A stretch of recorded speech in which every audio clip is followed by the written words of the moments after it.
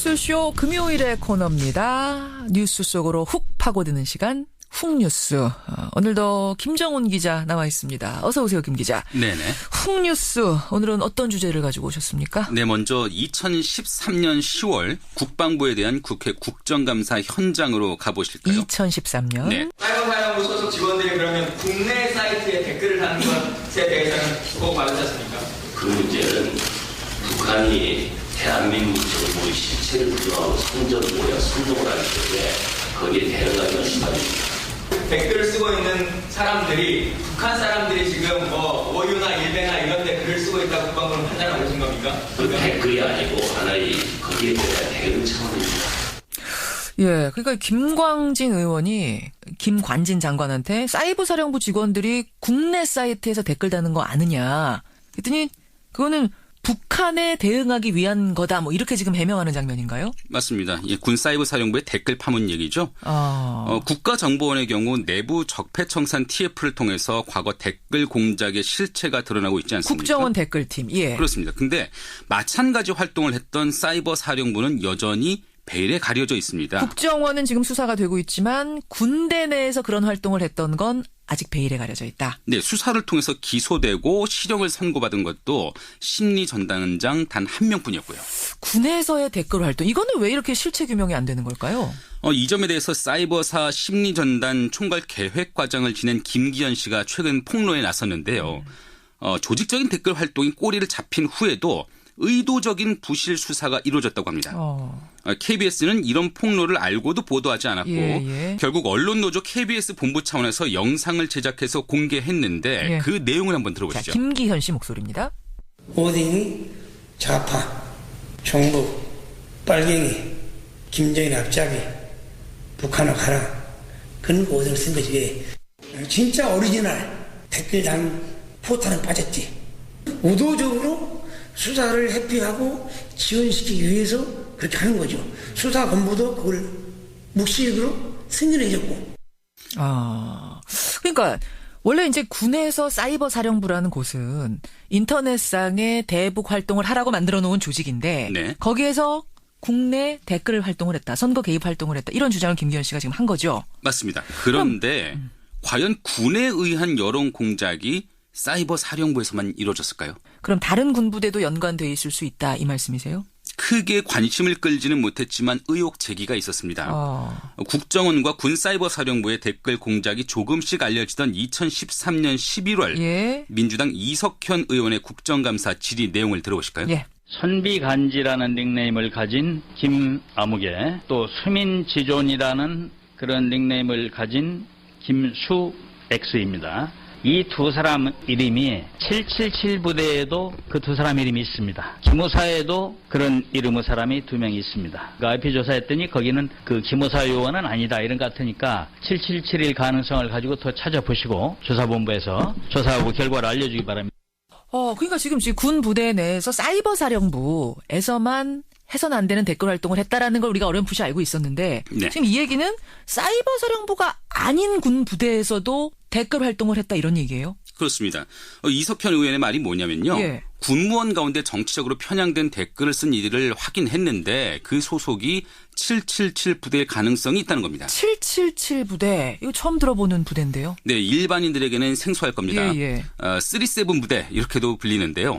대북 감청이 주 임무로 알려져 있습니다. 그 존재 자체가 기밀일 정도인데 바꿔 말하면 그 안에서 어떤 일들이 일어나는지 여간에서는 알기 어렵다는 겁니다. 오늘의 훅뉴스 주제가 바로 이 베일에 가려져 있는 777 부대군요. 네, 또 다른 댓글 의혹 777 부대 그 수상한 그림자를 취재해봤습니다. 자, 그럼 2013년으로 다시 돌아가서 아까 저 댓글 의혹을 제기한 이석현 의원.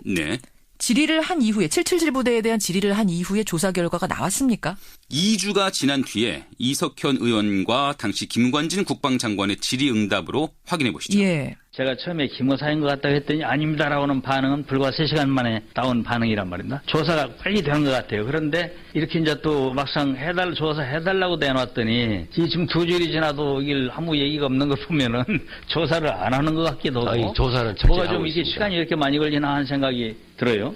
제가 이제 사이버 사령관에게 촉구 좀 해서. 그러니까 이석현 의원은 끝내 답을 듣지 못했다고 하는 거죠? 맞습니다. 이석현 의원이 제기한 게 777 부대 군무원의 댓글 의혹이지 않습니까? 그러면서 이제 777 부대가 도대체 뭐 하는 곳이냐 이 질문을 한 거였는데. 네. 예.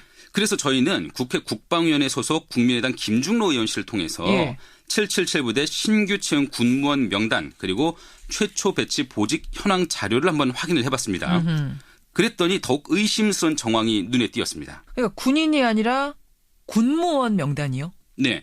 777 부대는 특수임무를 띠고 있기 때문에 전문 기술을 가진 이들을 군무원으로 뽑아서 활용을 하고 있거든요. 그러니까 군대 공무원 이런 뜻이에요? 그러니까? 그렇습니다. 예.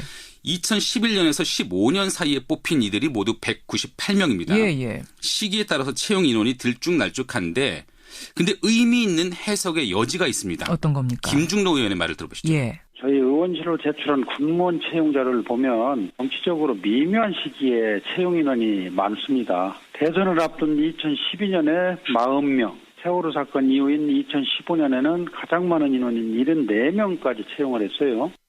그러니까 777 부대에서 군무원들을 대거 채용하는 때가 있는데 그게 대선과 세월호 그 시기쯤이다. 네, 그렇습니다. 대선과 세월호를 염두에 둔 채용일 가능성이 있어 보인다 이런 말인데 예.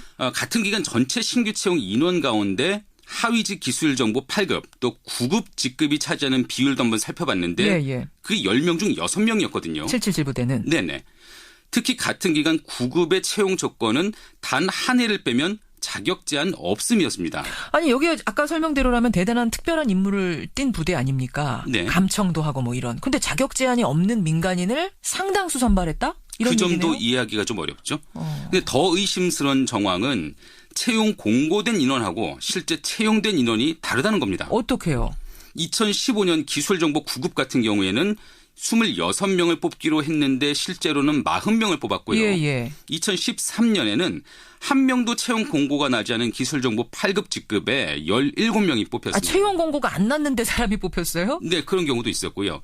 2012년도에도 6명을 뽑겠다던 기술정보 8급에 18명이 선발됐습니다. 아니 공고도 안 된 인원까지 그것도 10몇 명이 뽑혔다. 이건 잘 이해가 안 되네요. 네, 그래서 숨겨진 모종의 계획이 있었던 건 아니냐. 이게 김중로 의원의 지적인데요. 한번 들어보시죠. 지금 37 부대에서는 저희 의원실의 요청을 오해해서 잘못 알고 자료를 틀리게 작성했다는 쉽게 이해하지 않는 부분이 있습니다. 자료를 다시 제출하겠다고 하는데 단순한 실수라는 해명을 믿고 넘어가기엔 777 부대 측은 승진자까지 신규 채용자에 포함한 단순 실수라고 했습니다. 그런데 이후 다시 제출한 자료 역시 기존 자료와 신규 채용자 수가 맞지 않습니다. 또 실수한 겁니까? 근데 이걸 문서 작성자의 잇따른 실수로만 치부할 수가 있을까요? 그래요. 그러니까 인원의 과도한 선발 이게 좀 이상한 거 아니냐라는 의심을 하시는 건데 근데 777 부대는 아까 대부 감청 부대라고 하셨잖아요. 네네.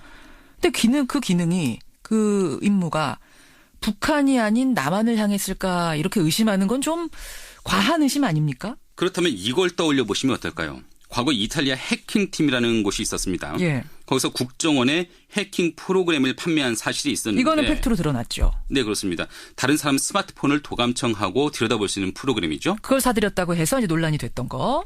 해킹팀이 주고받은 이메일 내용이 위킬리크스를 통해서 폭로되면서 알려진 내용이죠. 예. 그런데 국정원뿐만 아니라 777 부대 역시 그 해킹팀과 접촉을 했습니다. 이탈리아 해킹팀과 777 부대도 네.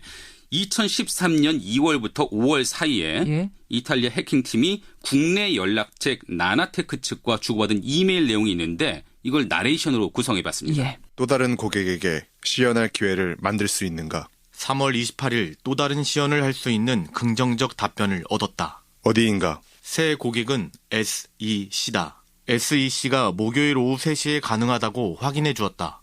우리는 SEC에게 시연을 했고 그들은 우리 솔루션에 매우 만족한 것으로 보인다. 그러니까 저희가 지금 나레이션으로 이메일 주고받은 걸 구성한 거잖아요. 네네. 해킹팀, 이탈리아 해킹팀이 새로운 고객 SEC한테 무슨 솔루션을 팔려고 한 거네요? 네네. SEC가 뭡니까? 777 부대의 또 다른 별칭입니다. 시그널, 일렉트로닉, 커뮤니케이션 그 앞글자를 따서 SEC 연구소라고 이렇게 불리는데요. 솔루션이라는 거는 국정원에 팔았다는 그 스마트폰 해킹 프로그램이죠. 군의 777 부대가 스마트폰 해킹에도 관심을 가졌던 거네요. 북한을 감청하는 부대가 스마트폰 해킹에 관심을 둘 이유가 뭘까요? 당시 북한은 스마트폰 자체가 드물고 인터넷 연결망은 거의 구축되지 않았던 상태였는데 말이죠. 예. 하지만 공개된 이메일은 여기까지여서 실제 프로그램이 매매됐는지 여부는 확인이 어렵습니다.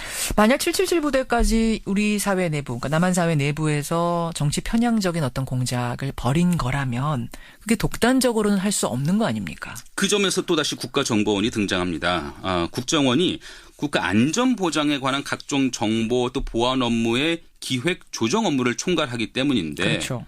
19대 국회에서 국방위원회 또 정보위원회 의원을 지냈던 더불어민주당 김광진 전 의원의 말을 들어보시죠. 예. 국정원 법에 의하면 정보와 보안 업무와 관련해서는 전체 국가의 예산 등을 기획 조정하도록 하는 업무를 갖고 있거든요. 예를 들어 감청 장비를 산다. 그러면 777도 사고, 기모사도 사고, 사이버사도 사고, 육본도 사고 그러면 중첩되잖아요. 그걸 컨트롤 타운 한 명 알고 있어야 기획 조정을 했기 때문에 그것을 관리하고 감시하고 결산하고 감사하는 권한도 국정원에 있어요. 국정원이 개입해서 해킹팀 777 부대도 컨트롤했을 것이다. 그 가능성도 있어 보이는다는 얘기인데 그러니까 국정원이 나쁜 씨앗을 잉태했다면 777 부대에서도 나쁜 가지가 자랐을 가능성이 있다는 겁니다.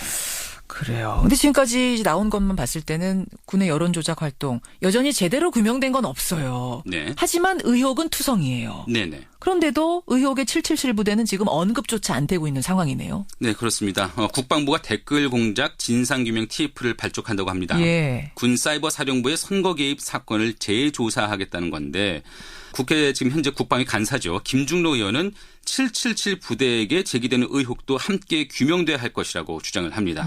들어보시죠. 사이버 사령부뿐만 아니라 37 부대에 대해 제기된 의혹, 신규 군무원 채용 과정에 석연치 않은 점이 함께 밝혀져야 할 것으로 보거든요. 저 역시 국정감사를 비롯해서 이의 의정 활동을 통해서 군의 정치 개입이라든가 37 부대의 해킹 의혹 등의 철저한 규명을 해나갈 생각입니다. 이에 대해서 777 부대 측은 북한의 통신정보 취합 역할만을 했을 뿐이라고 거듭 해명을 하고 있습니다. 뒤늦게 시작하는 군 내 적폐청산 움직임이 각종 의혹을 규명해낼 수 있을지 지켜봐야 되겠습니다. 예, 지금 국정원 댓글팀에 대한 수사는 활발하게 진행 중인데 군대 내의 이 댓글 활동 혹은 정치 개입, 선거 개입 활동은 제대로 규명되고 있지 않은 현실, 그 속에서 777 부대라는 것이 새로 등장했다. 우리도 같이 주목해봐야겠습니다. 풍뉴스 김정은 기자 수고하셨습니다. 네, 감사합니다.